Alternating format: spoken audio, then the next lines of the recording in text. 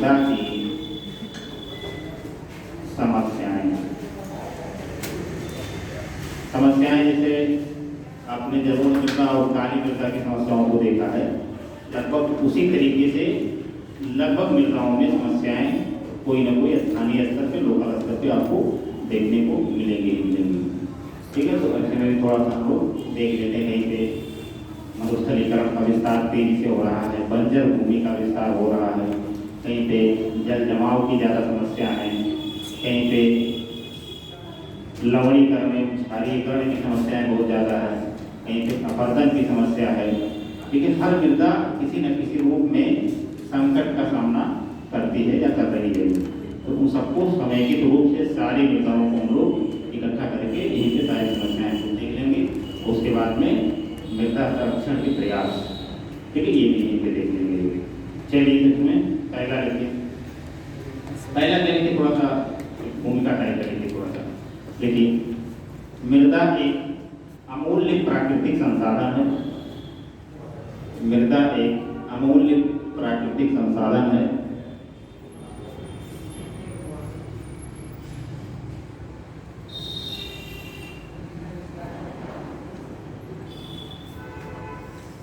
जिसकी उर्वरता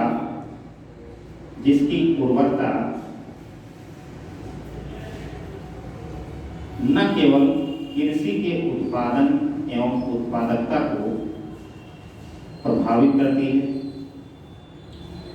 जिसकी उर्वरता न केवल कृषि के उत्पादन एवं उत्पादकता को प्रभावित करती है,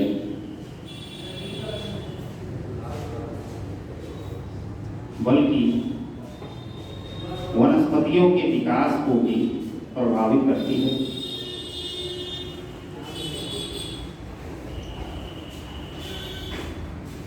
बल्कि वनस्पतियों के विकास को भी प्रभावित करती है। समग्र रूप से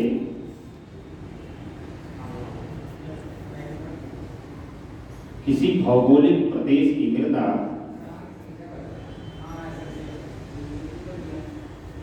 समग्र रूप से किसी भौगोलिक प्रदेश की मृदा वहां के सामाजिक आर्थिक विकास को दिशा प्रदान करती है।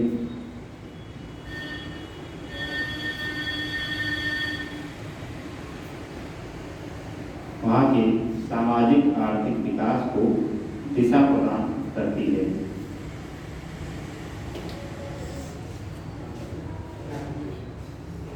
हाँ सर,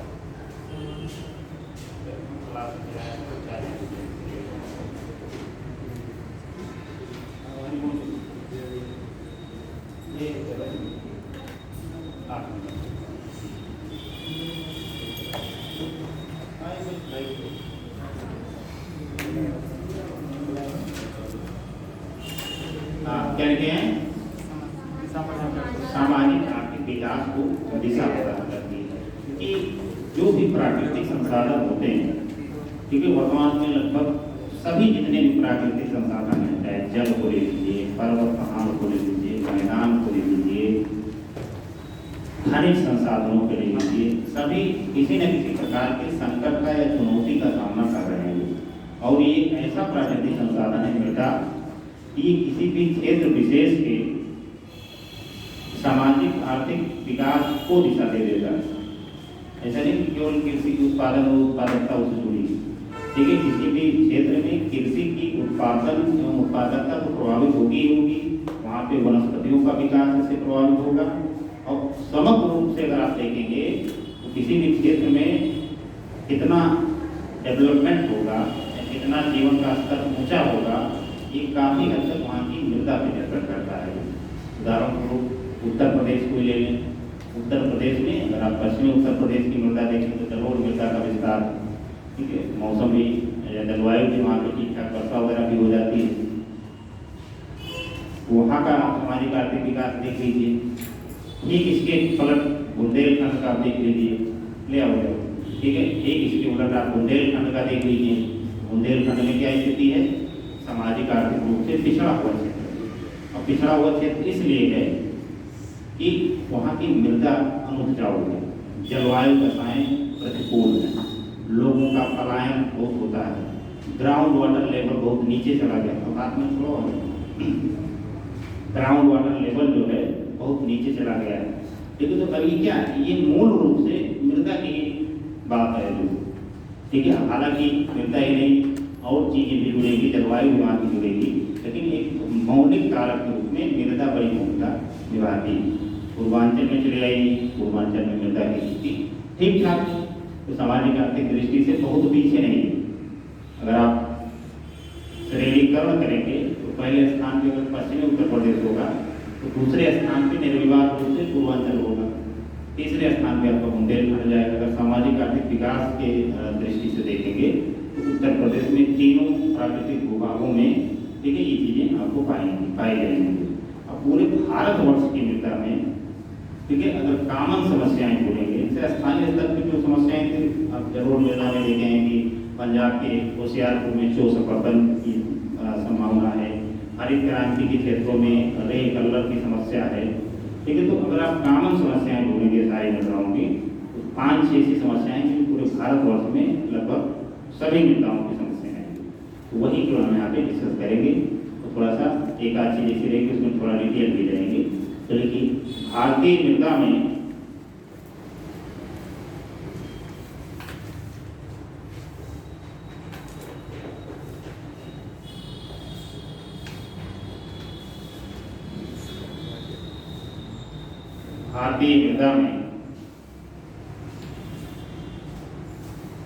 निम्नलिखित समस्याएं देखने को मिलती हैं।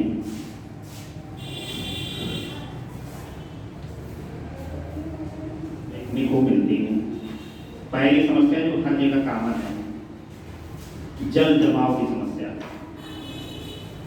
पहली समस्या देखिए, जल जमाव की समस्या।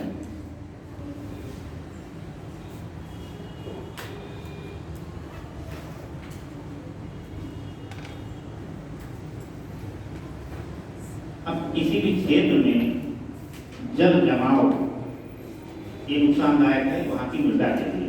अब इसमें देखना है कि जल जमाव जो होता है वो क्यों होता है। किसी भी क्षेत्र में जल जमाव अगर है तो उसके क्या कारण हो सकते हैं, उनकी थोड़ा सा आपको ऊंचाई भी क्या कारण हो सकते हैं। अरे पूरे पूरे भारत में थोड़े दस्तरी नुमा, इसलिए मैंने कहा है कॉमन समस्या है, कॉमन समस्या है। पंजाब और राजस्थान जो मैदान है वो दस्तरी नुमा है, बाकी हर जगह दस्तरी नुमा नहीं है, अलग अलग समस्याएं। और मुझे इसके अलावा वहाँ की उच्चावच दशाएं भी सर, कहीं पे सर मतलब उच्चावच दशाएं भी मान ली जाती है। और इसके अलावा कंफर्म नहीं चला है लाइट धीरे फिलहाल, हाँ, उच्चावच दशाएं और सोचो भैया,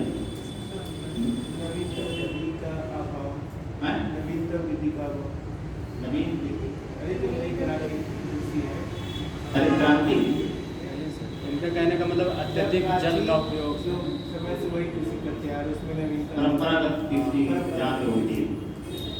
नहीं, ये तो बहुत मजा नहीं आया जिस तरह से दूसरी जब खा पी लीजिए ना, लास्ट में रिजल्ट आता है कि यार बेकार हो गया, लेकिन उस तरीके से कुछ बैठा नहीं। और कॉमन बात है जो है, किसी भी जगह पे जब जल जमाव होगा, ठीक है, तो या तो बाढ़ग्रस्त क्षेत्र होगा, बाढ़ग्रस्त क्षेत्र होगा तो उसमें महीने 2 महीने पानी जल जमाव रहेगा कि नहीं रहेगा।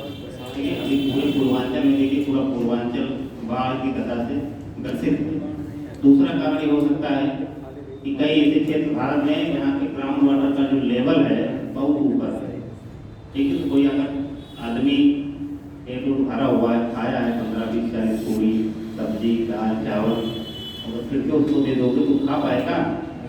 तो जिस क्षेत्र में ग्राउंड वाटर का लेवल जो है बहुत ऊपर है, वहाँ पे जल जमाव की समस्या अपने आप हो जाती है, क्योंकि पानी जो है ग्राउंड वाटर लेवल में जा नहीं पाता इतनी। तो पहला क्या हो जाएगा जल जमाव के लिए कारण, पहला हो जाएगा बाढ़। बाढ़ से आप देखेंगे कि भारत में लगभग आधी भूमि भौगोलिक प्रदेश बाढ़ से पीड़ित है। दूसरा आपका हो जाएगा भौम जल स्तर, भौम जल स्तर का ऊंचा होना, ऊंचा होना। अब पूरे पूर्वांचल में आप देखेंगे 5 फीट खोदो तो पानी निकल आता है, तो यानी जमीन में पर्याप्त पानी है।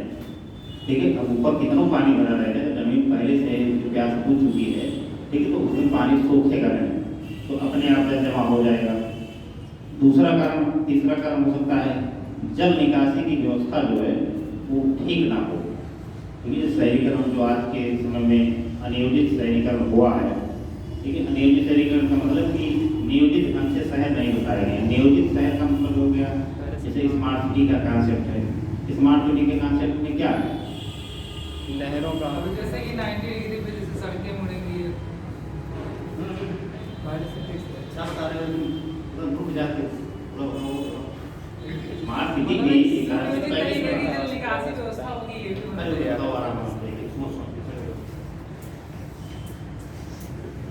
जल निकासी का स्मार्ट सिटी, स्मार्ट इसमें सब जुड़ा हो, मुझे इसमें अत्याधुनिक तकनीकों का प्रयोग होना नहीं होना। ठीक है, स्मार्ट सिटी का जो कॉन्सेप्ट है उसमें क्या है, इसमें स्मार्ट सिटी के कॉन्सेप्ट में बहुत सारे घटक हैं। किसी भी शहर में साफ सफाई, स्वच्छता, जल निकासी प्रणाली, सड़कें, बिजली की व्यवस्था, चिकित्सा सुविधा, अपराध नियंत्रण यानी सुरक्षा जिसको बोलते हैं, महिलाओं की सुरक्षा, विद्यालय, ये सब सुविधाएं जो हैं स्मार्ट तरीके से आपको उपलब्ध करवाई जाएंगी। स्मार्ट तरीके से उपलब्ध करवाने का मतलब ये नहीं आपको पंचायत प्रमाण पत्र आय प्रमाण पत्र बनवाना है तो तहसील में 5-6 चक्कर लगा रहे हैं। आप अपने घर से वहाँ पोर्टल इस प्रकार की विधि दूंगी, अपने घर से आप अप्लाई करेंगे, 2 दिन में आपके घर पे बन के आ जाएगा। आपको पुलिस की व्यवस्था की जरूरत है, ठीक है, कहीं पे सार्वजनिक जगह पे तो आप कोई नंबर ऐसा होगा सार्वजनिक जो आप डायल करेंगे तो आपके पास 10-15 मिनट में पुलिस पहुँच जाएगी। शहर में पर्याप्त पर्यावरण, स्वच्छता, पर्यटन, पार्क ये सब उपलब्ध रहेंगे कि लोगों को मानसिक थकान जो हो, ठीक, जाके वहाँ आराम से बैठे शांति से आराम से तो थोड़ा सा इसका दूर हो। जल निकासी प्रणाली इतनी बेहतर रहेगी कि अगर बारिश हो तो बस्ती की तरह नहीं कि आधा शहर डूब जाए, ठीक है, तो बाद में अपने गेट पे खड़े हुए थाली लेके पानी उलट रहे हैं, ठीक है, ऐसी स्थिति ना हो। जल निकासी प्रणाली आपकी इतनी बेहतर होगी कि पानी बारिश होने के 10 मिनट बाद एक जगह टिकेगा नहीं, रुकेगा नहीं। यहाँ तो खाली रोड है, पानी भरा रहता है, सड़कें बिल्कुल अच्छी होंगी। यानी स्मार्ट सिटी के पूरा मूल कॉन्सेप्ट है कि शहरीकरण की जो तकनीकी हमारी परंपरागत है कि जिसका मंदिर जो जहाँ घर बना ले, कोई नाले के ऊपर घर बना लिया, कोई सड़क पे बना लिया, कोई सार्वजनिक स्थान पे बना लिया, ठीक है, कोई नदी के कछार में खाली जमीन देखा तो अच्छा उसको बताते हैं, पिलर देखे मोटा मोटा घर बना लिए, जो बाढ़ आई पता लगे मर गए, बह गए, सरकार को नुकसान होता है ना। अगर आपका घर बाढ़ में बह गया तो आप सरकार के लिए बोझ हो जाएंगे, ठीक है, सरकार आपको मुआवजा देगी, आपके बच्चों की पढ़ाई लिखाई, स्वच्छता, स्वास्थ्य, इस सबका ध्यान उनको रखना पड़ेगा कि नहीं रखना पड़ेगा। किसी व्यक्ति की सांप काटने से मौत हो जाए, ठीक है, जहाँ पे स्वच्छता नहीं होगी, पूरा कबाड़ पड़ा रहेगा, सांप वहाँ रहेंगे आबादी क्षेत्रों में, ठीक है, सांप काटने बोले तो 5 लाख रुपये सरकार को देना पड़ेगा, ठीक है। सर्पदंश से मिल होने पे उत्तर प्रदेश सरकार 5 लाख रुपये का अनुदान उस परिवार को देती है। तो नुकसान हुआ कि नहीं हुआ 5 लाख रुपये सरकार का, तो टैक्स का पैसा है। तो स्मार्ट सिटी के मूल कॉन्सेप्ट में यही है कि ये जितनी बुनियादी सुविधाएं हैं, ठीक है, वो आपको स्मार्ट तरीके से उपलब्ध करवाई जाएंगी। तो शहर में CCTV कैमरे का पूरा कवरेज होगा, कोई भी अपराधी बच न पाए, अपराध करते तो कहीं ना किसी चौराहे पे कैद हो जाएगी। तो स्मार्ट सिटी का कॉन्सेप्ट तो नियोजित शहरीकरण का कॉन्सेप्ट है। किसी भी जगह पे अगर जल निकासी प्रणाली अच्छी नहीं होगी तो वहाँ पे जल जमाव की समस्या होगी। लिख लो इसको मन करिए करके, जल जमाव की समस्या लिखे हैं, यहाँ पे सौभाग्य मृदा की समस्या लिखे हैं, ठीक है, यहाँ पे जल जमाव की समस्या लिख ली, उसके नीचे ऐसे करके 1, 2, 3 ऐसे करके लिख लीजिए। तो जल जमाव की समस्या, भौम जल स्तर का ऊंचा होना, बाढ़ आना, बाढ़ आना, अत्यधिक नहरी सिंचाई का क्षेत्र, अत्यधिक नहरी सिंचाई का क्षेत्र,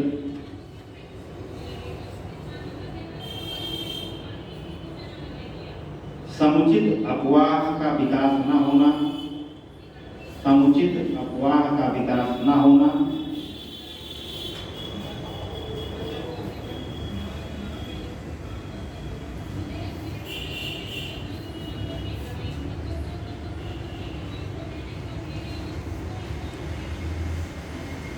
जल जमाव जिस भी क्षेत्र में होगा तो वहाँ दो घटनाएं होंगी। पहले जो पेड़ पौधे हैं, ठीक है, उनको ऑक्सीजन की पर्याप्त आपूर्ति नहीं हो पाती। अगर किसी जगह पे पानी भरा हुआ है, ठीक है, तो वो ऑक्सीजन की आपूर्ति नहीं हो पाएगी उस जगह पे जो। और दूसरी समस्या होगी कि जो केशिका क्रिया होती है मृदा में, जो पोषक तत्वों का ऊपर नीचे जाने का क्रम होता है, वो ज़्यादा तेजी से होगा। जो नीचे के पोषक पदार्थ हैं वो उसकी ऊपरी सतह पे आके जम जाएंगे, जैसे रेत कलर की समस्या हो पाए थे, ठीक है, तो वो मृदा हो जाएगी अनुपजाऊ, ठीक है। तो जल जमाव से ये नुकसान होता है। तो जल जमाव से और इसी में पैराग्राफ चेंज करके उसमें लिख दो, जैसे आपको किस प्रकार से लिख रहे हैं समझ नहीं पा रहे हैं। जैसे भारतीय मृदा की समस्याएं आप लोग लिख रहे हैं ना, तो पहली समस्या आपकी मैंने लिखा है जल जमाव की समस्या, ठीक है। अब जल जमाव की समस्या रेटिंग आपकी रेटिंग होगी यहाँ पे, हाँ, जल जमाव की समस्या, ठीक है। अभी जल जमाव की समस्या अभी लिखने का तरीका सीखिए। कारण, कारण में पहला कारण क्या क्या लिखे हो, चलो बाढ़ पहले लिख लो। और जल स्तर का ऊंचा होना, और अनियमित शहरीकरण,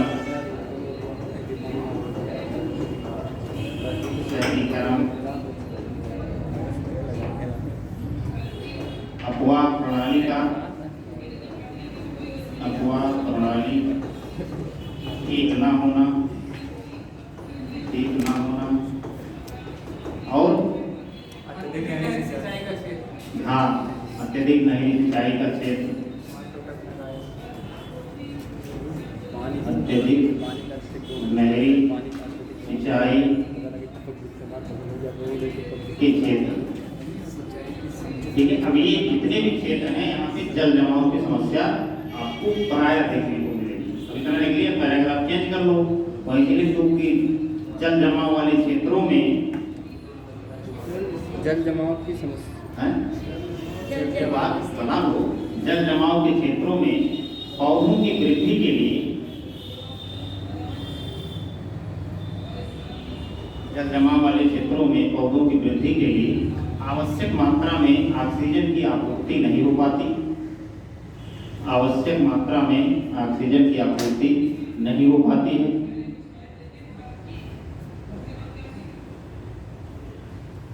वहीं दूसरी ओर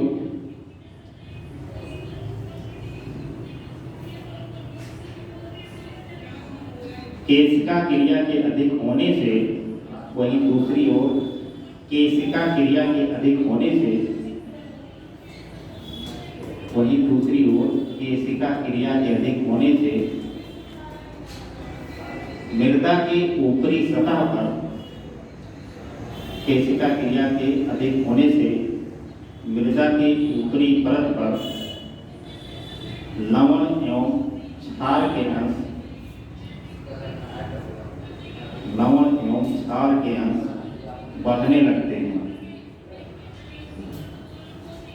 लवण एवं क्षार के अंश बढ़ने लगते हैं, जिससे मृदा अनुपयोगी हो जाती है, जिससे मृदा अनुपयोगी हो जाती है।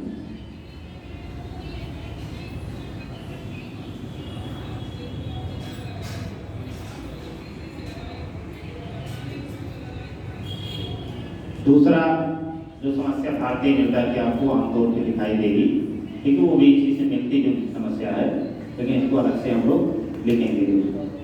तो दूसरी मृदा की समस्या आपकी है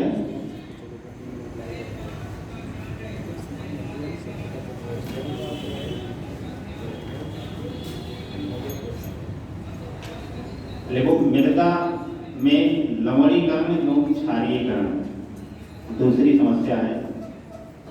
मृदा में लवणीकरण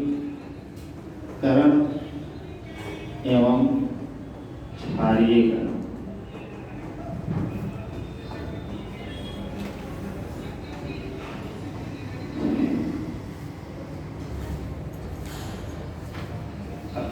ये भी जल जमाव से जनित समस्या है। जितने भी खेत में जल जमाव वाले हैं वहाँ पे एक कॉमन समस्या के रूप में मृदा का लवणीकरण और क्षारीयकरण देखने को मिलता है। वही केशिका क्रिया वाली बात यहाँ पे भी है कि केशिका क्रिया के कारण जो है लवणीय अंश और क्षारीय अंश जो मृदा के ऊपरी सतह में दिख जाते हैं, तो ऐसी मृदा उपजाऊ हो जाती है। लिख लो इसमें और लिखो देते हैं। लेकिन लवणीय मृदा से तात्पर्य लवणीय मृदा से तात्पर्य ऐसी मृदा से है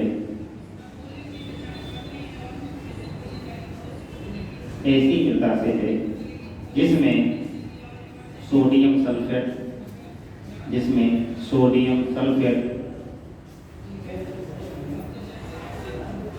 कैल्शियम तथा मैग्नीशियम की प्रधानता होती है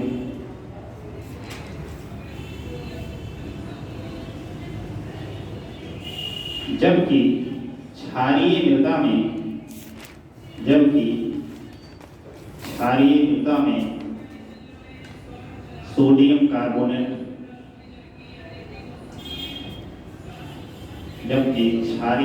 में सोडियम कार्बोनेट की प्रधानता हो जाती है।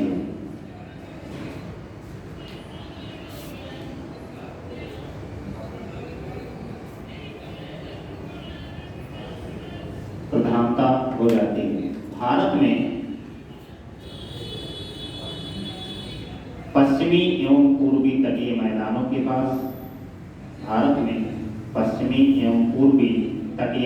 के पास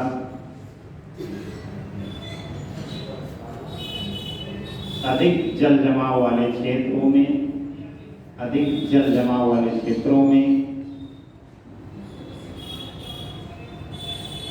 नहरी सिंचाई के क्षेत्र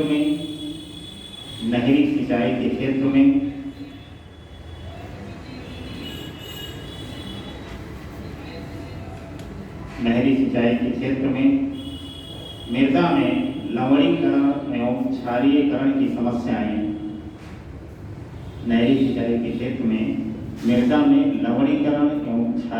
की समस्याएं आमतौर पर देखी जाती हैं।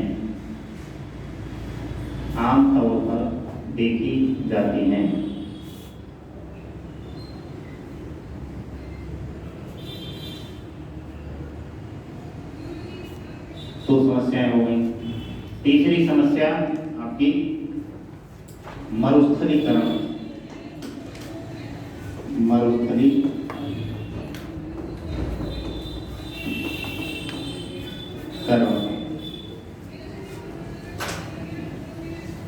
ये भारतीय मृदा की तीसरी बड़ी समस्या है। हाँ बताओ, सोडियम कार्बोनेट कैसे लिखा जाएगा? इसका संकेत क्या है? हमारा विज्ञान नहीं पढ़ेंगे, ध्यान रखिएगा। कोई गलत भी बताएंगे तब ये मान के चलेंगे सही बताएंगे। चलो सोनल बताओ,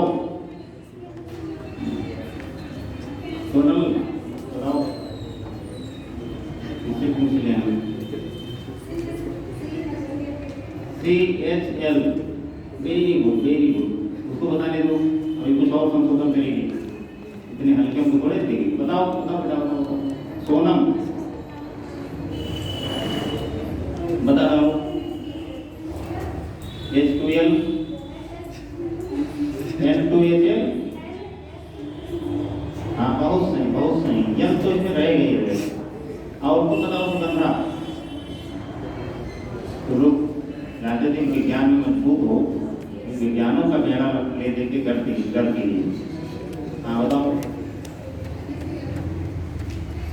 NaCl। चलो बैठो, खाना पूसी हो गई बराबर मेरे साथ। चलो ठीक है, हम भी नहीं जानते पूछ लिए थे, ठीक है। क्या होगा बताओ? हाँ, कौन बताया भाई पूरा? मैं जानता था, इसे कह दिया था कि नहीं पता है। चलो ठीक, हाँ NaCO3। चलिए फिलहाल तो अलग की बातें हो गई, NaCO3 होगा, सही है, सोडियम कार्बोनेट। चलिए फिलहाल छोड़िए, मरुस्थलीकरण क्या है? देखिए भारत में मरुस्थलीकरण का मतलब केवल ये ध्यान में मत रखिएगा, क्योंकि भारत में दो तरीके के मरुस्थल पाए जाते हैं, एक शीत मरुस्थल और एक उष्ण मरुस्थल। शीत मरुस्थल आपका हिमाचल प्रदेश हो, लद्दाख के क्षेत्रों में पाया जाता है, जम्मू कश्मीर के क्षेत्र में पाया जाता है। और उष्ण मरुस्थल आपका जो पाया जाता है वो आपका थार का मरुस्थल राजस्थान, उत्तरी गुजरात के भागों में है, ठीक है। तो इसमें दो तरीके का मरुस्थलीकरण देखा जाता है। एक तो जो मरुस्थल वर्तमान में है उसके इर्द गिर्द क्षेत्रों में इसका विस्तार हो जाए। बैठ जाओ भैया, बैठते भी नहीं हो जाती, बैठो बैठो बैठो बैठो, ठीक है। तो एक तो मरुस्थली प्रदेशों के इर्द गिर्द जो है इसका विस्तार हो जाएगा, और दूसरा ये है कि कुछ ऐसे क्षेत्र हैं कि जहाँ पे ऐसी गतिविधियां संचालित हैं या इस प्रकार की कृषि प्रणाली प्रचलित है कि जिसके कारण जो है वहाँ पे मृदा मरुस्थलीकरण की तरफ बढ़ रही है। क्योंकि भारत की जनसंख्या दिनों दिन चमत्कार हो ही रहे हैं, बढ़ ही रही है, नहीं बढ़ रही है। अब ये माना जाता है कि भारत की जनसंख्या जो है 140 करोड़ से ऊपर 9-10 अरब पहुँचने में ज़्यादा समय है नहीं, ठीक है। लेकिन ऐसा माना जाता है कि 2050 तक मतलब स्थिर हो जाएगी। हाँ, इस भारत की जनसंख्या स्थिरीकरण का जो लक्ष्य है वो पहले 2045 रखा गया, ठीक है। भारतीय जनगणना नीति उसमें 2070 रखा गया, ठीक है। तो अभी स्थिर होने के बहुत ज़्यादा संकेत नहीं, क्योंकि जो भारत की जनसंख्या की वृद्धि दर है, हालांकि कम तो हो रही है, इसमें थोड़ा हो पहले के मुकाबले बहुत ज़्यादा कम हुई है। जो भारत में जनसंख्या वृद्धि का 1950 से 80 के दशक में था, बहुत ज़्यादा था जो, ठीक है, वो अब कम हो गया। दशकीय वृद्धि लगभग 20 से प्लस थी, यानी लगभग 20-25% आदमी 10 साल में बढ़ जाते थे। जो ऊँचे और मामले बहुत ज़्यादा हो रहे, अब जो जनसंख्या की वृद्धि दर वो काफ़ी कम है, लेकिन अभी मान लीजिए 50 तक जो है भारत की जनसंख्या 1.5-2 अरब को पहुँची जाएगी। जो अकेली इतनी बड़ी जनसंख्या जो है, इतनी बड़ी जनसंख्या का को खाद्य की आपूर्ति करने के लिए अगर हम अपनी कृषि योग्य मृदा का नुकसान करवाएंगे तो भविष्य में संभावना ज़्यादा है कि खाद्य संकट का सामना हमको करना पड़ेगा। और सरकार के लिए बहुत बड़ी चिंता का मुद्दा है कि मरुस्थलीकरण किसी भी रूप में बढ़े ना, बल्कि हम जो ऐसी उपजाऊ मृदा हैं उनको भी कृषि योग्य भूमि में बदलने का प्रयास करें, ठीक है। तो होना तो ये चाहिए, लेकिन हो ये रहा है कि हम लोग अपनी कृषि योग्य भूमि को ही खोते जा रहे हैं, जो इसमें मरुस्थलीकरण सबसे टॉप पे है। तो थोड़ा सा लिख लीजिए, देखो मरुस्थलीकरण का तात्पर्य मरुस्थल के आसपास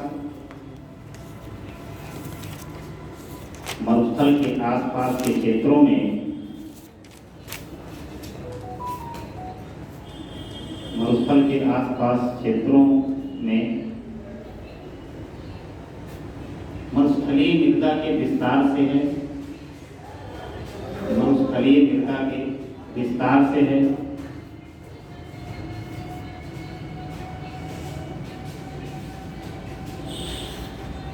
वहीं दूसरी ओर अन्य क्षेत्रों में भी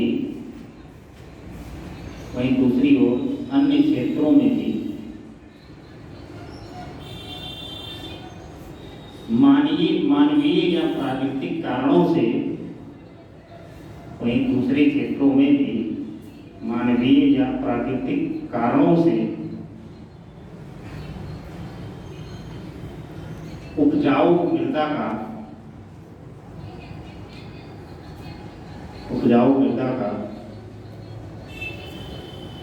मरुस्थली मृदा में बदलना सम्मिलित है। मरुस्थली मृदा में परिवर्तित होना या बदलना सम्मिलित है।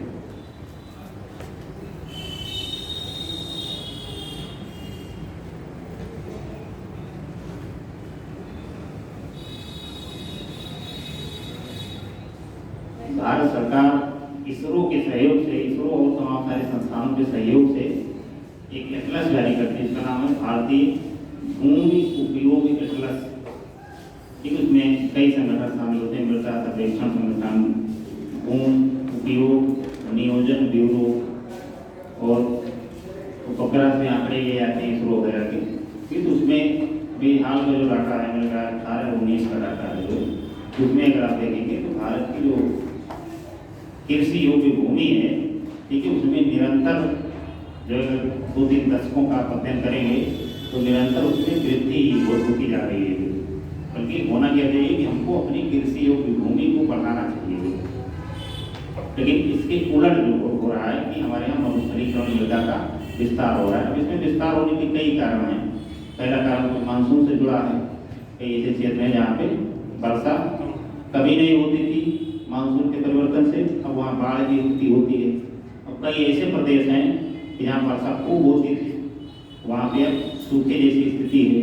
तो जो ग्लोबल वार्मिंग, जलवायु परिवर्तन, ये सब कॉन्सेप्ट है, ठीक है, इसके कारण से जो है मरुस्थलीकरण का विस्तार का एक कारण ये है। दूसरा कारण जो हमारे यहाँ की क्रियाकलाप है, ठीक है, जहाँ पाँव रख देंगे वहाँ बेड़ा कर समझो, ठीक है, जिस जगह पे मानव हो जाएगा तो अपनी क्रियाकलापों से वहाँ की मृदा को दूषित करना शुरू कर देता है। दूषित करना इसलिए शुरू कर देता है क्योंकि उसको डिमांड ज़्यादा है कि हमको बहुत अधिक उत्पादन लेना है।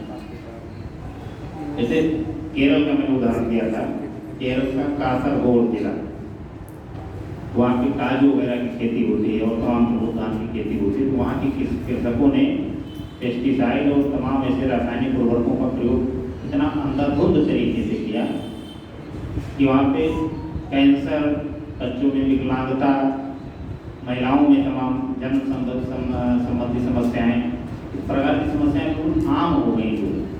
एक तो वहाँ की मृदा प्रदूषित हुई, अगर मृदा आपके आसपास में प्रदूषित है तो आप भी प्रदूषित उससे बच नहीं पाएंगे। ठीक है, तो एक दूसरा जो कारण है कि मानवीय क्रियाकलापों से भी मरुस्थलीकरण में वृद्धि होती जा रही है। तो तीसरा, आपकी कृषि भूमि वैसे कम हो रही है क्योंकि आवासीय क्षेत्र बढ़ते चले जा रहे हैं। आप देखिए शहरों का विस्तार, बाजार में आप 10-20 साल का अगर पुराना पैटर्न देख लेंगे तो 1-1 किलोमीटर, 2-2, 3-3 किलोमीटर तक शहरों का विस्तार हो गया है। लखनऊ शहर को आप देखिए, बिल्कुल पहले कहाँ था, अब बाराबंकी तक बिल्कुल लखनऊ शहर का विकास हो चुका है। बाराबंकी और लखनऊ लगभग मिल चुका है। आज के आप 20 साल पहले चले जाते तो बाराबंकी और लखनऊ के बीच में कम से कम 8-10 किलोमीटर की दूरी थी कि जिस क्षेत्र में कुछ भी नहीं था। आज वहाँ आप देखेंगे तो टोपी गिर जाएगी आपकी, लंबी लंबी और बड़ी बड़ी बिल्डिंगें बन के खड़ी हुई हैं। तो क्या है, कृषि भूमि नहीं कम हुई, इधर तो नहीं कि धरती और चीर फाड़ के बड़ा कर देंगे और थोड़ा इधर उठे के बस्ती और गोरखपुर के बीच में जो है 2 किलोमीटर हम लोग धरती फाड़ देंगे और फिर मिट्टी उट्टी डाल के वहाँ कृषि भूमि बना देंगे। है तो कृषि भूमियों की भूमि उतना ही उतना। अब अगर मरुस्थलीकरण भी बढ़ रहा है, जनसंख्या के आवास के लिए तमाम कृषि भूमि में आवासीय क्षेत्रों का भी निर्माण कर रहे हैं, भौतिक कारकों से जमीन हटी रही है, तो हो सकता है कि भविष्य में हमारे सामने खाद्य संकट एक विकराल रूप में आए और बहुत सारी जनसंख्या उससे प्रभावित हो जाएगी। भारत में तो अकाल का इतिहास रहा है। भारत में अकाल का बहुत बड़ा इतिहास है, लाखों लोग मर गए हैं अकाल में। ठीक है, अकाल बाद तो आप 5-5 बार दिन में खाना खाते हैं। उत्पादकता नहीं थी कृषि में। 1943 में अकाल पड़ा था उड़ीसा में, जो बहुत सारे लोग मारे थे। उसके पूर्व भी कई वर्षों में अकाल पड़े हैं, उसमें लाखों की संख्या में लोग मारे गए थे। खाने वाला नहीं मिलेगा। अभी अफ्रीका में देख लीजिए कई देशों की हालात क्या है। अफ्रीका में कुपोषण एक महामारी का रूप ले चुका है। वहाँ जो है हवा के अलावा कुछ खाने का ही नहीं, हवा के अलावा कुछ खाने के नहीं। हवा है तो मिट्टी है, तो मिट्टी खा लीजिए तो हवा भी नहीं थी। ये दोनों नहीं पी पाएंगे आप लोग, ना इसे जिंदा रह सकते हैं। जो है क्या हो जा रहा है, जीवन प्रत्याशा बहुत कम है। तमाम तरीके की बीमारियां लोगों में, बच्चे विकलांग पैदा हो रहे हैं। ठीक है, इस प्रकार की पूरी दुनिया जो है अफ्रीका में वहाँ के खनिज संसाधनों का दोहन कर रही है। चैरिटी के रूप में जो कुछ हो सकता है वो दे देते हैं, बाकी कोई नहीं, जो उनकी गरीबी पूरी नहीं हो रही निरंतर वहाँ खाद्य संकट, तमाम बीमारियाँ। भारत के पूर्व राष्ट्रपति मिसाइल मैन डॉक्टर APJ कलाम एक बार तंजानिया गए थे, क्योंकि तो वहाँ पे उन्होंने जाके देखा कि वहाँ की यात्रा उन्होंने की, तो कई सारे ऐसे बच्चे उनको मिले जो है वो गर्वित हो गए कि जिनको बहुत सामान्य बीमारियाँ थी। ठीक है, सामान्य बीमारी का इलाज भी वहाँ पर नहीं था, तब पीड़ित थे जो, तो अस्पताल ही नहीं रहेगा कौन इलाज करेगा, जुकाम से मर जाओगे। ठीक है, तो किसी को हल्का फुल्का किसी अंग में विकलांगता है कि जिसका बहुत सामान्य सर्जरी से उसको ठीक किया जा सकता है, तो ऐसे सैकड़ों दर्जनों बच्चे थे। उसको देख के वो जो है बहुत गर्वित हो गई कि बताओ ये हालात है दुनिया में जो, तो उन सबको भारत सरकार के पैसे पे भारत में हैदराबाद बुलाया गया और 1-2 सप्ताह में वो सब ठीक होकर सारे बच्चों को भेजा गया।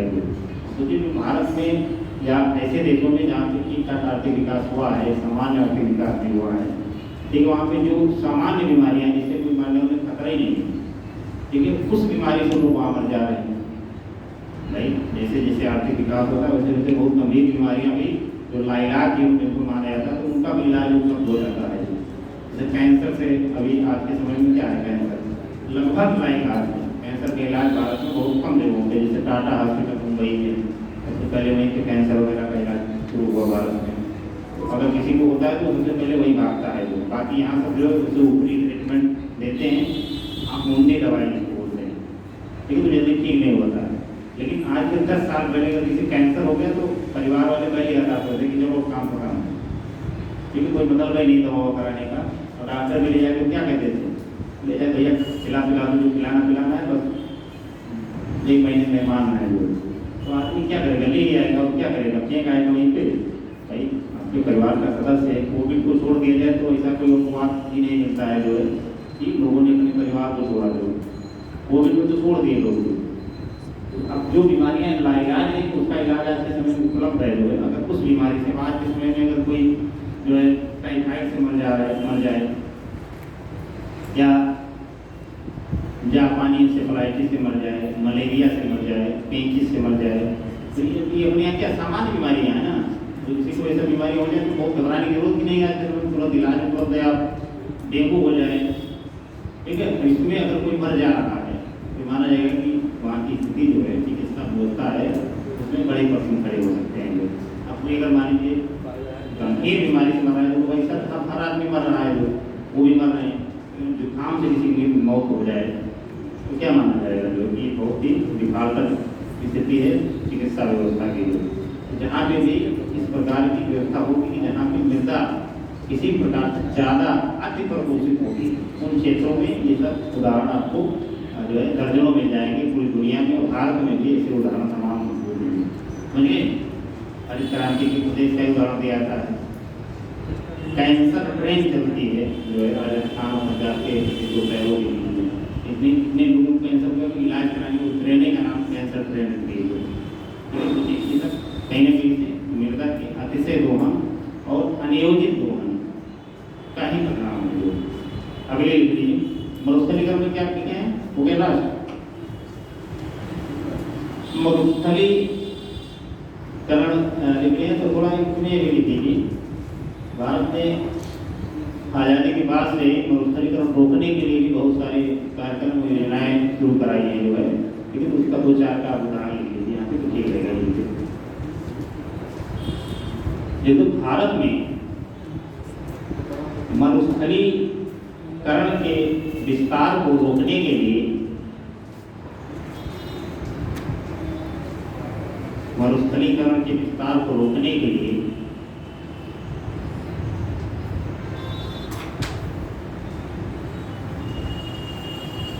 भारत सरकार ने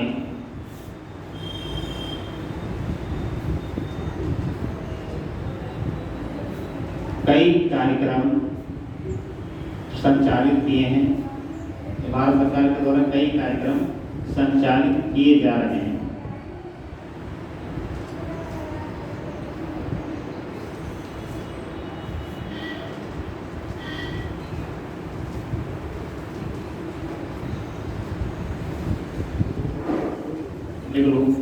मरुभूमि विकास कार्यक्रम, मरुभूमि विकास कार्यक्रम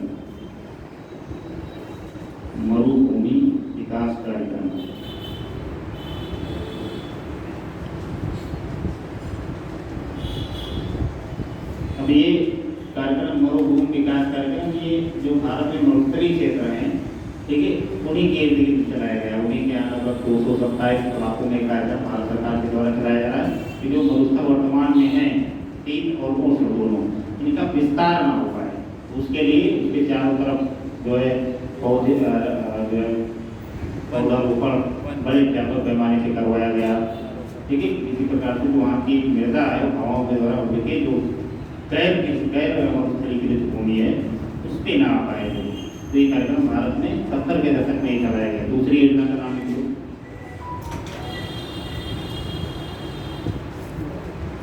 दूसरी योजना का नाम लिखो, एकीकृत जल संभर विकास कार्यक्रम। एकीकृत जल संभर विकास कार्यक्रम।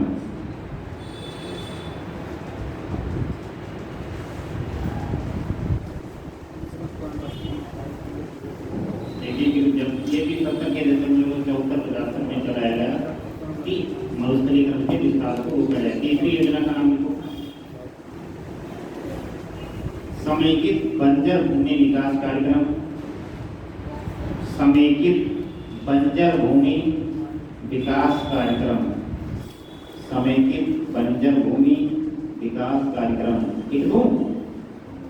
नहीं तो बताइए, मैं लिख दूंगा।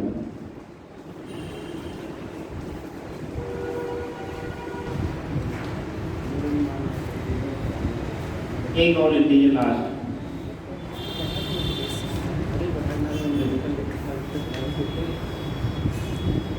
एक लास्ट लिख लो, अरावली वृक्षारोपण। अरावली वृक्षारोपण कार्यक्रम। अरावली वृक्षारोपण कार्यक्रम। तो कई बार क्या में पूछा गया अरावली वृक्षारोपण कार्यक्रम। ठीक है, तो ये कार्यक्रम भारत में वृक्षारोपण खास करके ऐसे क्षेत्रों में जहाँ पे मरुस्थलीकरण एक ही अवस्था में है, जहाँ पे विस्तार होने की पूरी संभावना है, जो वहाँ पे जो है अरावली वृक्षारोपण नाम से एक योजना चलाई गई। इसके सहयोग से जापान सरकार के सहयोग से योजना चलाई गई। ठीक है, जापान सरकार ने कुछ पैसा भारत को दिया। तो इस योजनाएं पूर्व में चलाई गई, 70-80 के दशक में ही चलाई गई हैं। इसलिए उस समय भारत की आर्थिक स्थिति और आज की भारत की आर्थिक स्थिति बहुत ज़्यादा अंतर है, जमीन आसमान का अंतर है। इस समय भारत की पुनः हो सकता है $0.5 ट्रिलियन की रही, आज लगभग $4 ट्रिलियन के आसपास से करीब है, जो बहुत अंतर हो गया। अरावली वृक्षारोपण जापान में लीजिएगा प्रयोग में, जापान सरकार के सहयोग से वृक्षारोपण को प्रोत्साहित करने के लिए तो एक भारत में कार्यक्रम चलाया गया था पूर्व प्रधानमंत्री इंदिरा गांधी के द्वारा। 20 सूत्रीय कार्यक्रम। 20 सूत्रीय कार्यक्रम जाके नेट पे सर्च कीजिएगा 20 सूत्रीय कार्यक्रम क्या था। बहुत इंटरेस्टिंग है, आपके मेंस के पॉइंट ऑफ व्यू से बहुत महत्वपूर्ण है। इसमें भारत के सामाजिक आर्थिक विकास को तेज करने के लिए और नियोजित विकास को प्रोत्साहित करने के लिए पूर्व प्रधानमंत्री इंदिरा गांधी के द्वारा शुरू किया गया एक समेकित कार्यक्रम था। तो इसमें मरुस्थलीकरण को रोकना भी एक कार्यक्रम शामिल था। जो बाकी इसमें और 19 कार्यक्रम दूसरे क्षेत्रों में विकास में वृद्धि के लिए चालू किए गए थे। तो इसमें आपको पढ़ना चाहिए कि 20 सूत्रीय कार्यक्रम में कौन कौन से कार्यक्रम सम्मिलित थे, कितना सफल रहा, कितना असफल रहा। ये सारे कार्यक्रम मरुस्थलीकरण के विस्तार को रोकने के लिए भारत सरकार के द्वारा समय समय और बाकी बहुत सारी छोटी छोटी योजनाएं बहुत हैं, लेकिन जो प्रमुख योजनाएं हैं वो यही सब है। ठीक है, आगे भारतीय मृदा की समस्याओं में एक और समस्या, और ये मरुस्थलीकरण केवल भारत की समस्या नहीं है, अंतर्राष्ट्रीय स्तर की समस्या है। इसीलिए संयुक्त राष्ट्र संघ ने 2010 से 20 के दशक को, देखिए हमेशा से कोई चीज को प्रमोट करने के लिए, ठीक है, एक प्रतिवर्ष घोषित किसी चीज को किया था, एक दशक घोषित किया जाता है कि 2010 से 20 के दशक को मरुस्थलीकरण के विरुद्ध दशक घोषित किया संयुक्त राष्ट्र संघ ने। मन में तो वही पे लिखो तो इसे तो आप सर्च करके लिखोगे नहीं तो लिख लो, तो मरुस्थलीकरण के विस्तार को रोकने के लिए ही नोट करके लिखो, इसे नोट करना मरुस्थलीकरण विस्तार को रोकने के लिए संयुक्त राष्ट्र संघ द्वारा संयुक्त राष्ट्र संघ द्वारा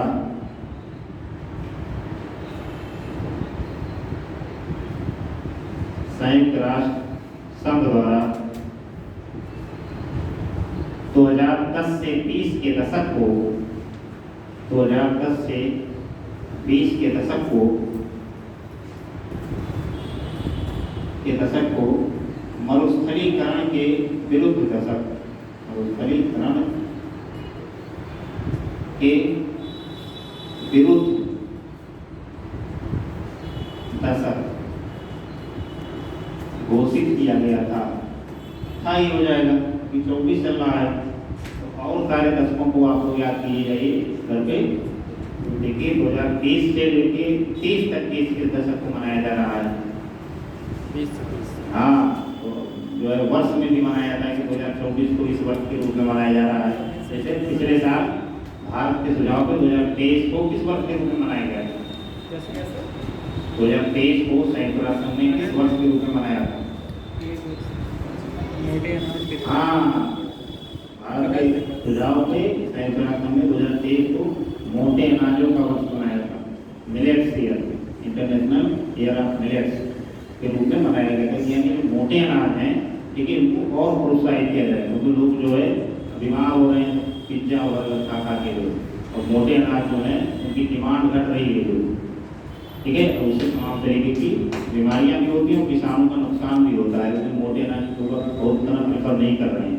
हालांकि वही मल्टीनेशनल कंपनियां ब्रांडिंग कर करके बेच रही हैं तो वो महंगे दामों में बेचा जा रहा है। अंतर्राष्ट्रीय बाजार में उसकी बड़ी भूमिका है। लेकिन भारत में लोगों को पिज्जा, बर्गर, मोमोज, फुल्की की मतलब इतना घटिया चीज़ है कि क्या खाया जाए लोग, ठीक है। इस सब की ज़्यादा मांग है जो, तो इस चीज़ की मांग को नुकसानदायक तो सरकार भी प्रयास करेगी कि यार ये परंपरा थोड़ा सा हटे, नहीं तो ये लोगों को बीमार कर देगा। जो अब तो बच्चे भी सामान्य खाना खाते ही नहीं, उनको यही सब चाहिए जो है क्या कहते हैं जो आता है तो रोटियाँ की पूरा कीड़ी उड़ी ला देते हैं, जो पिज्जा ही कहते हैं ना।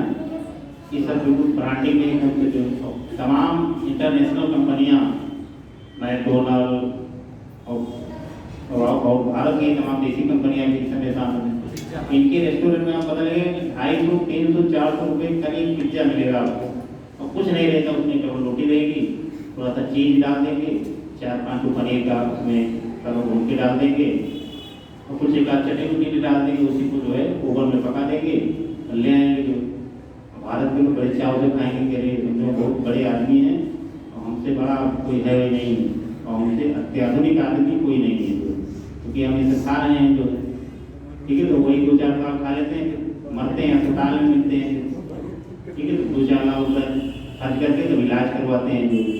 जो दाल चावल सात्विक भोजन जिसको कहा जाता है, दाल चावल रोटी सब्जी अचार नींबू मूली, ये सब जो देसी चीज खाएगा कोई बीमार ही नहीं पड़ेगा, समझ रहे हैं।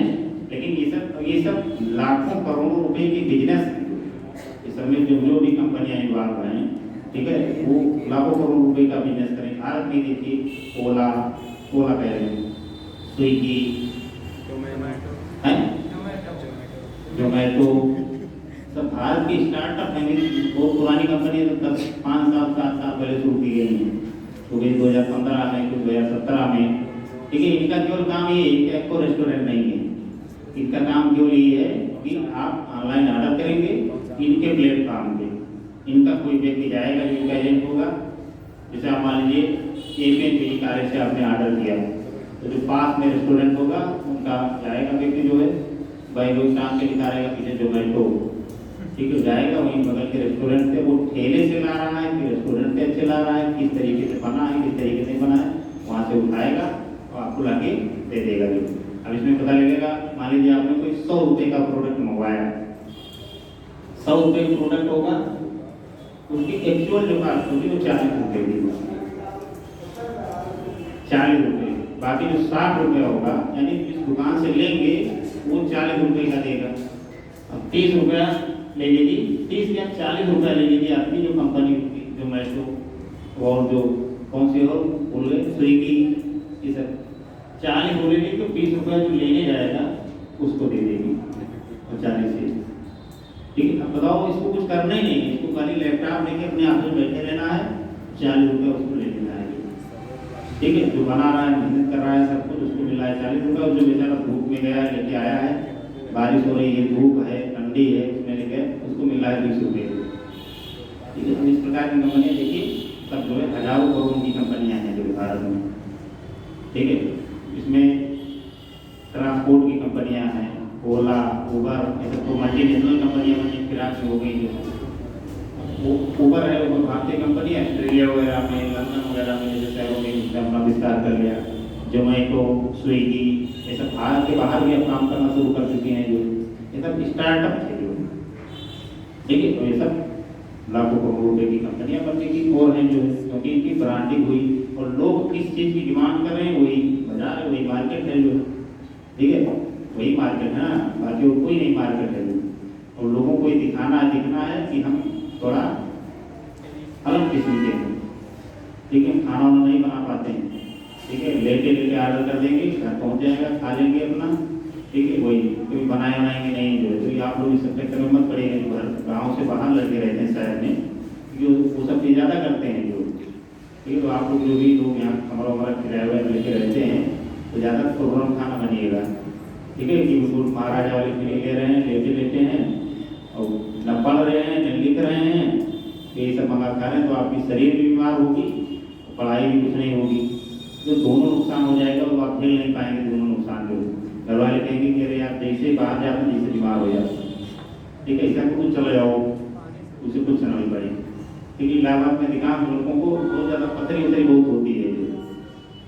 पथरी समझिए कि वहाँ जैसे होता नहीं कि बिल्कुल जो है ब्रांडेड बीमारी है, ठीक है, हर तीसरे व्यक्ति को वो मिलेगी ही मिलेगी, क्योंकि खाने का नहीं चाहे जो, तो बाद में खाएंगे 1 बजे तक खाना, ठीक है। 1 बजे तक खाना क्या रहेगा, दाल चावल, थोड़ा हो गया कदम आगे बढ़े, अचार हो जाएगा बस, हैं, हाँ चोखा भी पहले बनाते हैं जो है, दाल भात चोखा जिसे वहाँ कहते हैं DBC, ठीक है। आप कुछ लोग तो इतने आलसी हैं, वो फोन करके बता देंगे कहाँ बना रहे हो खाना, हाँ ठीक, थोड़ा बढ़ा लेना, चावल बढ़ा लेना, नहीं दाल बढ़ा लेना, चावल बढ़ा लेना, बस हो जाएगा, ठीक है। और फिर शाम को आराम में रहेंगे, तो शाम को बनाएंगे पनीर, पूड़ी, या जो लोग नॉनवेज खाते हैं नॉनवेज, इस तरीके का दवा खाएंगे। तो जब कम खाने की होती है तो दवा खाते हैं, और जब परहेज खाने की होती है तो कम खाते हैं, तो देर से खाएंगे, पथरी तो बीमारियाँ तो होंगी ही होंगी, पथरी से बन ही जाएंगी जो। चलिए फिलहाल आगे बढ़े, इसमें 1-2 समस्या होंगी। क्या लिखे होगा? अच्छा हाँ, अच्छा वो मरुस्थलीकरण के विरुद्ध दत्तक का आयोजन किया गया। अब मृदा की समस्याओं में एक और लिखो, मृदा अपरदन और निम्नीकरण, मृदा अपरदन एवं निम्नीकरण।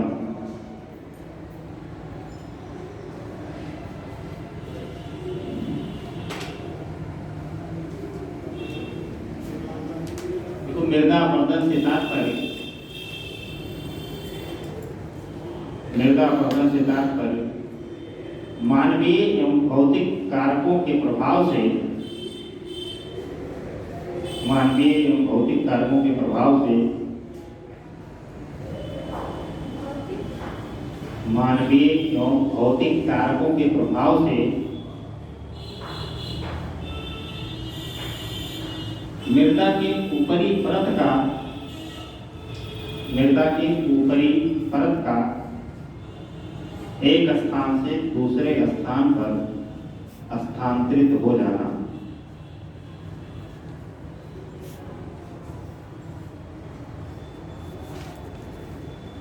जबकि निम्नीकरण से तात्पर्य, जबकि निम्नीकरण से तात्पर्य, मृदा निम्नीकरण से तात्पर्य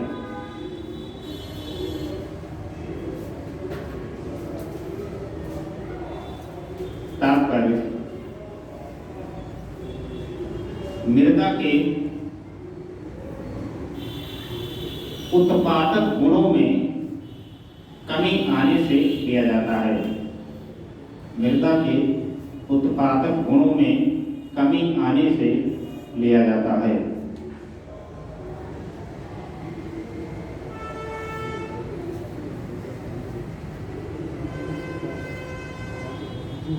मृदा के ऊपरी परतों में सारे आवश्यक पोषक तत्व और जो भी गुण मृदा में होते हैं वो सब ऊपरी परत में ही उपस्थित रहते हैं। अब अपरदन हो गया, सारी ऊपरी परत हट गई, जो है ऊपरी परत हट गई तो फिर वो मृदा समझो उपजाऊ हो गई, उस क्षेत्र में बिल्कुल बेकार चला गया जो। लेकिन तो ये भी भारत की मृदा की एक बड़ी समस्या है। और लिख लो एक दो समस्या है, वो ज़्यादा इसमें नहीं जाएंगे। झूम कृषि, झूम कृषि, झूम झूम नहीं, झूम कृषि सुने ही होंगे आप लोग, झूम कृषि। इसी को कर्तन एवं दहन कृषि भी कहते हैं, यानी काटो और जलाओ उसके बाद करो कृषि। ठीक है, जंगलों में होता है अपना काट के जला के 2-4 साल कृषि किए, फिर छोड़ के अपनी जगह वो काट दिए, तो इससे सबसे ज्यादा नुकसान जैव विविधता को होता है। चलिए अब आते हैं लोग मृदा संरक्षण पे। मृदा संरक्षण यानी अभी तक मृदा के समस्याएं देख रहे थे, मृदा संरक्षण के लिए क्या क्या किया जा सकता है और क्या क्या किया जा रहा है। तो एक डालो मृदा संरक्षण, बस ये चैप्टर समाप्त हो जाए। 10 मिनट से ज़्यादा नहीं लेके गए तो इतना टाइम हो गया है। अरे तो बहुत टाइम है, अभी तो बहुत बड़ा चैप्टर पढ़ाया जा सकता है। ठीक है, थक तो गई होंगे आप लोग, हाँ तो नहीं थके तो लिखो भैया मृदा संरक्षण।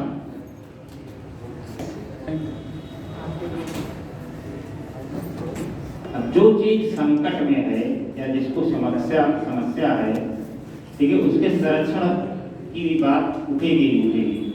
ठीक है, और आवश्यक भी है। अगर किसी चीज कोई चीज संकट में है तो यहाँ तो हर चीज संकट में है। हर चीज संकट में इसलिए क्योंकि जो हमारे इकोसिस्टम की जो धारियता है, यानी जितना उसकी औकात है, उससे ज़्यादा चीज़ों को खो रहा है, तो हर चीज़ संकट में आ जाएगा। ठीक है, संकट का प्रभाव हम देखते ही, मृदा खुद संकट में तो पड़ ही रहे हैं। वायु जो आपके आसपास की वो भी संकट में है, जल जो आप लोग पीते हैं वो भी संकट में है, जितनी प्राकृतिक चीज़ें हैं सब संकट में है। नदियाँ संकट में है, मैदान संकट में, पर्वत पठार मैदान तटीय क्षेत्र सब संकट में, क्योंकि जनसंख्या का दबाव जितना झेल पाएगा पर्यावरण हमारा इकोसिस्टम उससे कहीं ज़्यादा है। तो इस कमरे में 100 लोगों को बैठने की जगह है, 275 लोगों को बैठा दिया जाएगा तो क्या होगा, झगड़ा होगा। ठीक है, जो मजबूत होगा मारपीट के बैठ जाएगा, जो कमजोर होगा वो गेट रोड पे टंगा रहेगा कहीं बीच में। जो लंबे करके नहीं होंगे बेचारे, किसी पैर के नीचे आ जाएंगे। ठीक है, नहीं संकट वो दिखेगा ही दिखेगा। इसी प्रकार से हमारा पर्यावरण भी है, इसकी भी एक सीमा है। उस सीमा से ज़्यादा अगर इसमें चीज़ें होंगी तो हर चीज़ संकट में आएगा। अपने यहाँ कितनी जनसंख्या है, बहुत ज़्यादा जनसंख्या है, 142 करोड़ जनसंख्या है। तो भौगोलिक क्षेत्रफल कितना कम है, अमेरिका से भी कम है। रूस का तो मुझे पता 5 बिलियन लोग हैं जहाँ जनसंख्या, तो अमेरिका की जनसंख्या कितनी है, 25 करोड़ के आसपास है। तो आपको पता है तो कौन इधर होगा, अनुमान भी बता रहे हैं। ठीक है, और इतनी बड़ी जनसंख्या, इतना विकसित देश है। पूरे अफ्रीका महाद्वीप की जनसंख्या 90 करोड़ है। ठीक है, जिसमें दर्जनों भर देश हैं। पूरे अफ्रीका महाद्वीप में जो 90 करोड़ है, भारत में 142 करोड़ है लोग। जहाँ पे भाई जितनी जिसकी औकात है उससे ज़्यादा अगर होगा तो संकट में हर प्राकृतिक संसाधन आएगा ही आएगा। चाहे वो मृदा तो उनको पड़ ही रहे, बाकी इसके अलावा भी जितने संसाधन हैं वो तो संकट में रहेंगे। देखो इसमें थोड़ा सा देखो, मृदा संरक्षण का तात्पर्य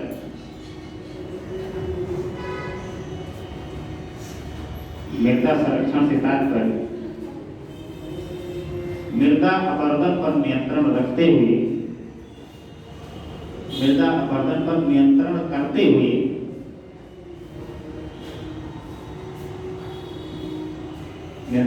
हुए मृदा के उत्पादक गुणों में वृद्धि लाने से है।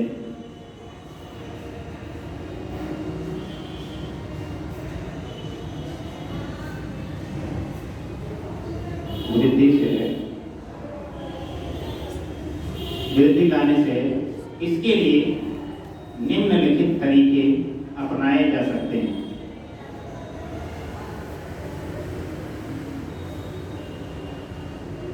अब जितने तरीके आपको याद हों कि मृदा के संरक्षण उससे हो सकता है, वो आप सब लिख डालिए। ठीक है, हाँ यानी कि नदव एक दो तीन करके मंत्र लिखो, मंत्र से द्वार लिखते चले जाओ, उसमें लिखवाने की जरूरत नहीं। लिखो पहला वृक्षारोपण, वृक्षारोपण, वृक्षारोपण से क्या लाभ होगा मृदा को? हाँ, यानी मृदा का जो वर्तन है वो कम होगा, जड़ें जो मृदा को बांध के रखेंगी तो मृदा एक स्थान से दूसरे स्थान पे ज्यादा जाएगी नहीं। दूसरा लिखो, अत्यधिक ढाल वाले प्रदेशों में कृषि पर प्रतिबंध, कृषि पर प्रतिबंध।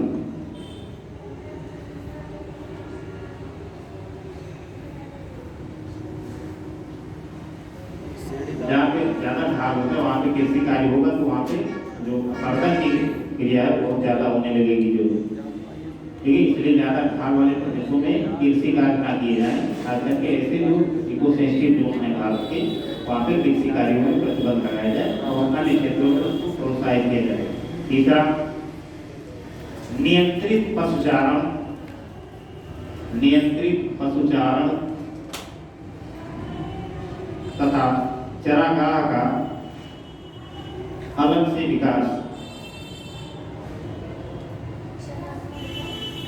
नियंत्रित पशुचारण तथा अलग से चारागाहों का विकास। झूम कृषि पर नियंत्रण,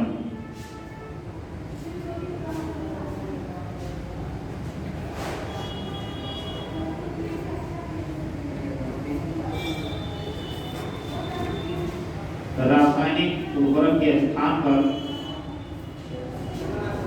जैव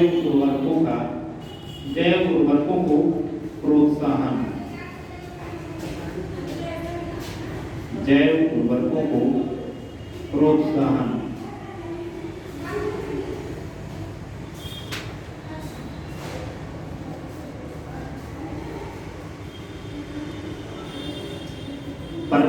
पर्वत रेखीय प्रदेशों में समोच्च रेखीय कृषि, समोच्च रेखीय कृषि, सीढ़ीदार खेती से पर्वतीय प्रदेशों में समोच्च रेखीय कृषि, समोच्च रेखीय कृषि, इसी को कंटूर कृषि भी बोलते हैं, कंटूर कृषि को प्रोत्साहित करना।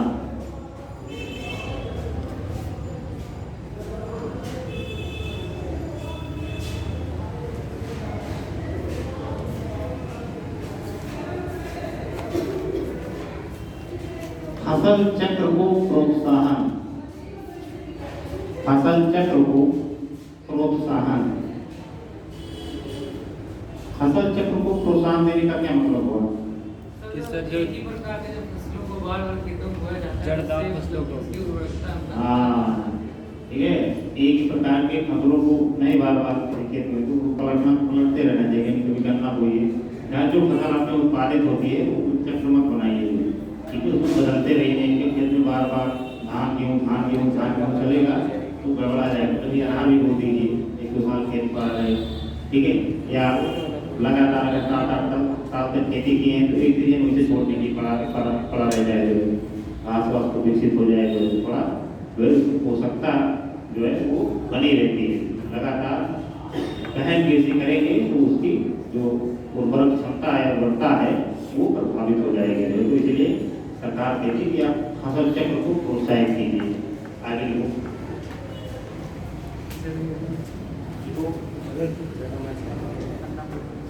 एक होता है को कल्चर, को कल्चर, को कल्चर, ये क्या होता है? नाम सुने कभी? को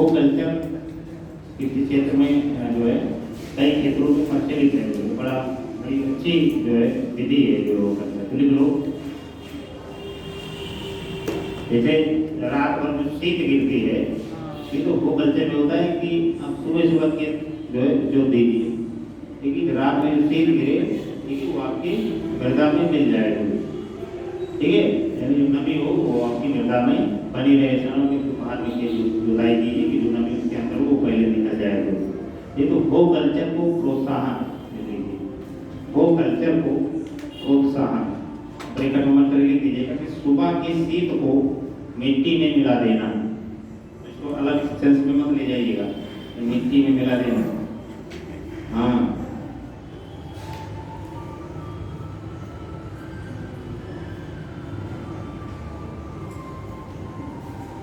एक होता है मल्चिंग,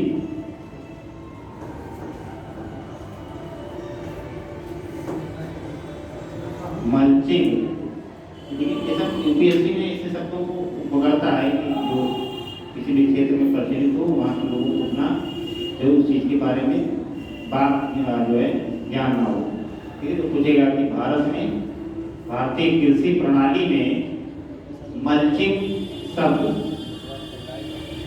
किसको संदर्भित करता है, निम्नलिखित में से किसे संदर्भित करता है।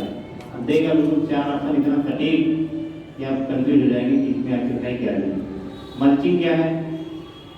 गन्ने के पाते को जो सड़ाते हैं उसी में, गन्ने के पाते को सड़ाते हैं, अरे कोई भी कूड़ा करकट रहे, कूड़ा करकट, अरे जो धान का गेहूँ का बचता है, और लोग धान गेहूँ का फसलों के अवशिष्ट पदार्थों में। हाँ, वेरी गुड, ठीक है, लिख लो। इसमें मुख्य तौर पे मल्चिंग के तहत क्या है कि खेत को जब कटाई कर ली जाती है, ठीक है, तो ऐसा नहीं कि कटाई करने के बाद खेत को खुला छोड़ दीजिए, ठीक है, सीधे उसमें तापमान लगे, उससे क्या होता है कि जो मिट्टी की पोषकता होती है वो कम होने लगती है, बिल्कुल इसे खुले छोड़ दिए तो इसे माना जाता है कि जो आपके फसल के अवशिष्ट हों, जैसे गन्ना है तो गन्ने की पत्ती होगी, धान है तो उसका जो भूखा डंठल, गेहूँ है तो गेहूँ में भी अगर आप कुछ चीज़ें बच जाते हैं उसे तो कटाई करने के बाद तो उसको काटिए नहीं, जलाइए नहीं, उसको ऐसे छोड़ दीजिए, यानी फसल के अवशिष्ट को खेत में छोड़ देना। लिख दो इसमें। तो फसल काटने के पश्चात, फसल काटने के पश्चात खेत को खुला नहीं बल्कि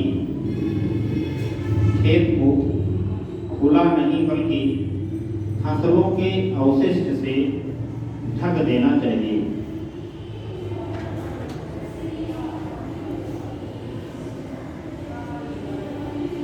ढक देना चाहिए।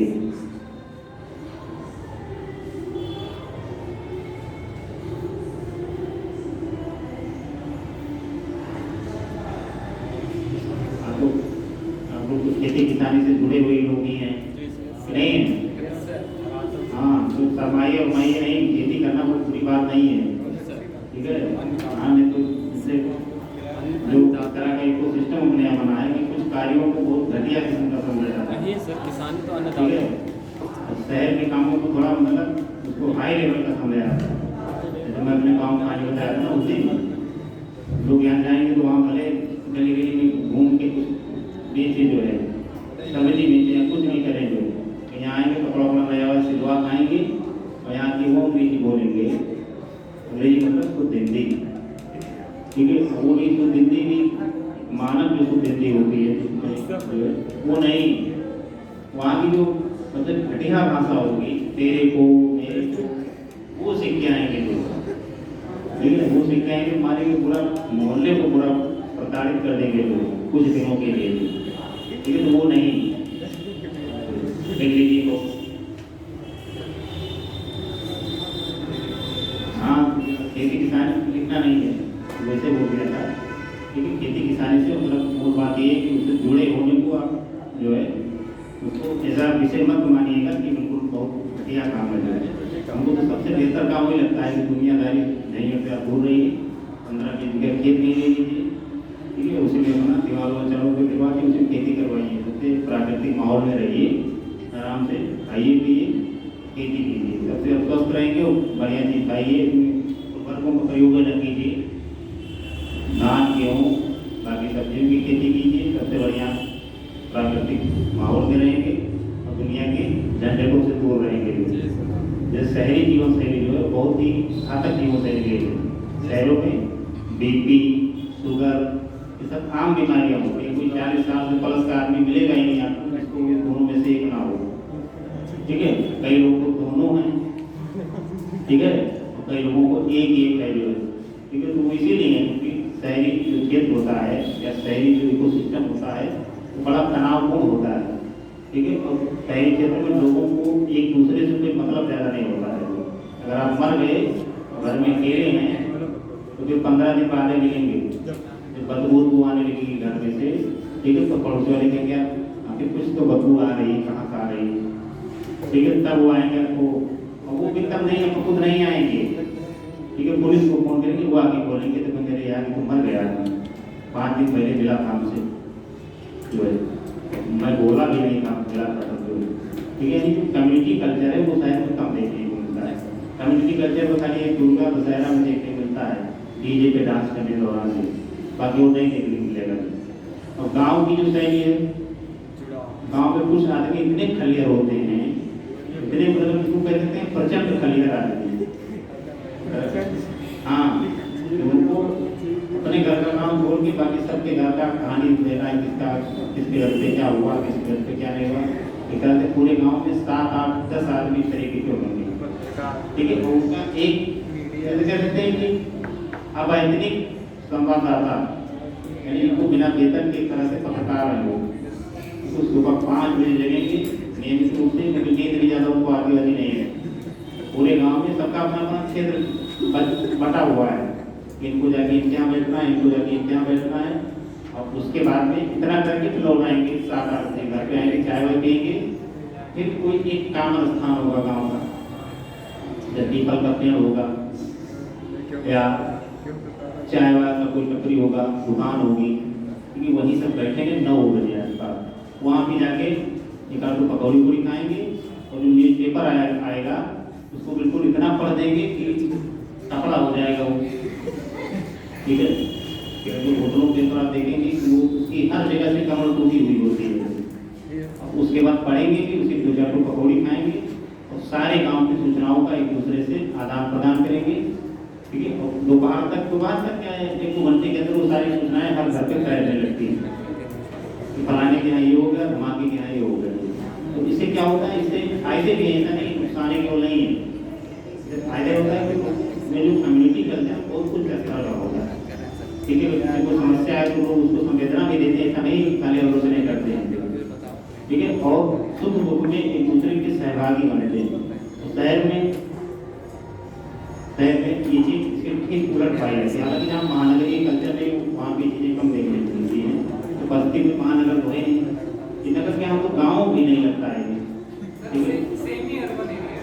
सेमी अर्बन ना शहर की ज़्यादा सुविधाएं हैं और गाँव की सारी सुविधाएं हैं, तो हम लोग सेमी अर्बन एरिया कहते हैं। और खास करके वो जो शहर कोर एरिया होता है उसके बाहर एरिया होता है, जहाँ भूमि की कीमत बहुत ऊँची होती है।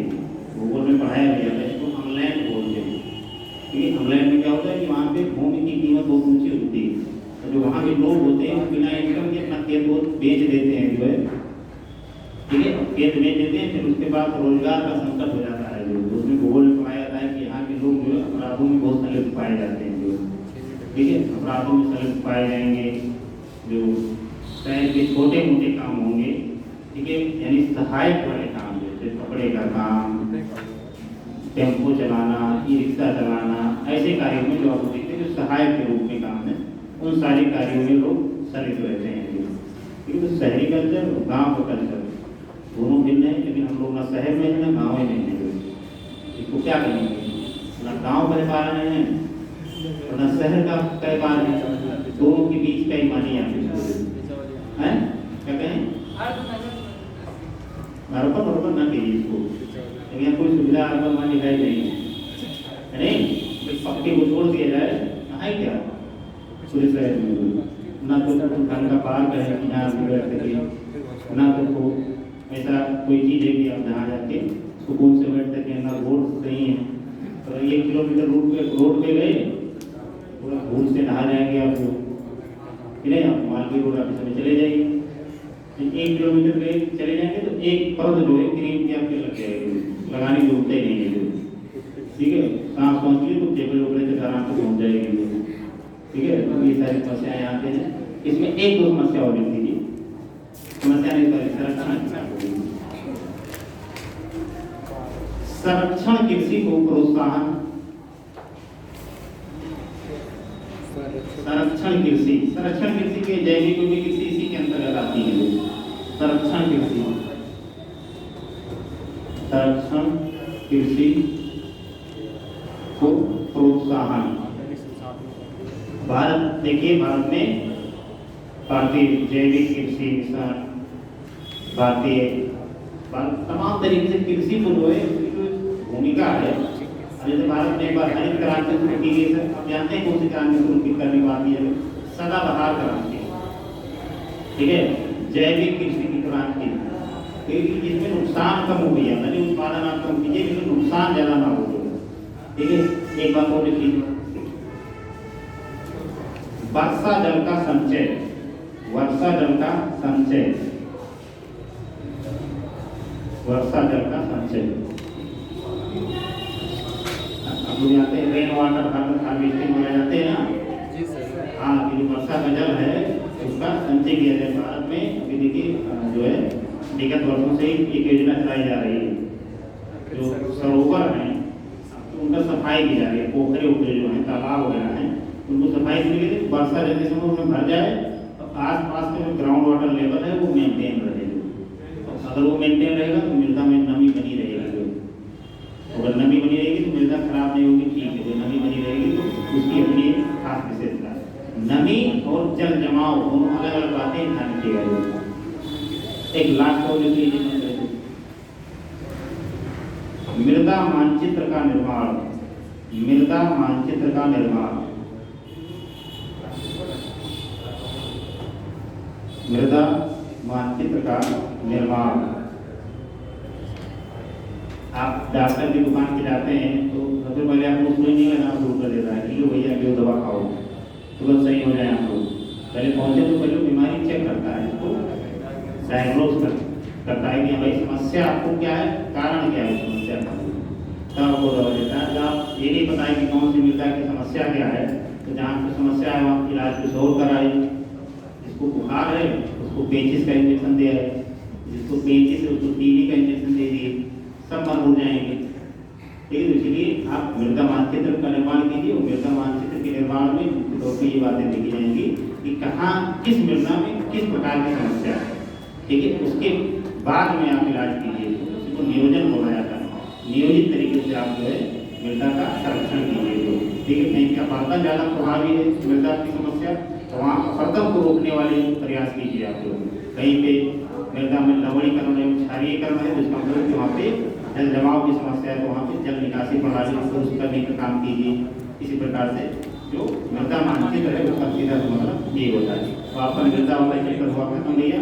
अगला चैप्टर आपका है नेचुरल वेजिटेशन यानी प्राकृतिक वनस्पति। ठीक है, तो इसको हम लोग देखेंगे कल, अगर खुलेगा तो कल देखेंगे, तो जब भी खुलेगा तब देखेंगे। ठीक, आप लोगों का जो क्वेश्चन आंसर वो लिख के चेक कर दीजिए, लाना भूल हैं तो अगली बार जब मिलेंगे तब ले आएंगे। ठीक है, प्रश्न वगैरह दे दें, दिए हैं, चलो वही लिख के दिखा दो, यही बड़ी बात है। चलो जाओ। हाँ, एक रिक्वेस्ट है, पहले क्वेश्चन ले दे रहे हैं लेकिन जितना पढ़ाया गया है शुरू की क्लास से लेके, ठीक है।